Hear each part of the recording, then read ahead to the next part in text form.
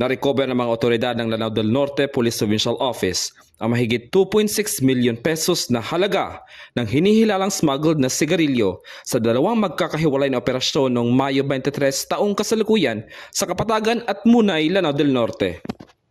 Anti-smuggling of cigarette, we have this two big operation. The one is worth over 600,000 while the other one is about 2 million. Bandang alas 12:30 na madaling araw habang nagsasagawa ng checkpoint operation San Pork 1, Bansarville 1, Kapatagan, Lanao del Norte, pinara ng mga tauhan ng 2nd Provincial Mobile Force Company ang isang Honda CR-V na bumabiyahe mula Sultan Naga de Maporo patungong Kapatagan. Sa isinagawang inspeksyon, nadiskubre sa passenger seat at compartment ng sasakyan ang 750 rims na mga sigarilyo na may tinatayang market value na 600,000 pesos.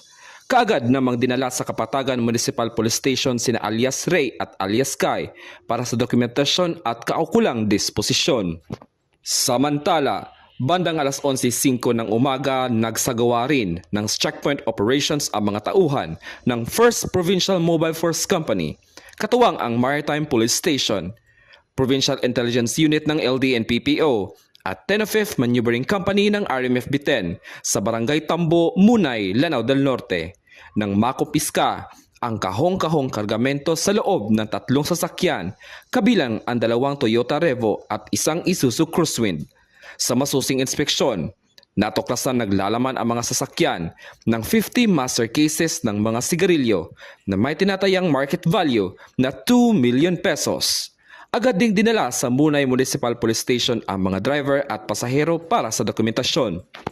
So, the Lanao del Norte Police Provincial Office is moving forward, consistent and expanded to implement the law with the help of the community.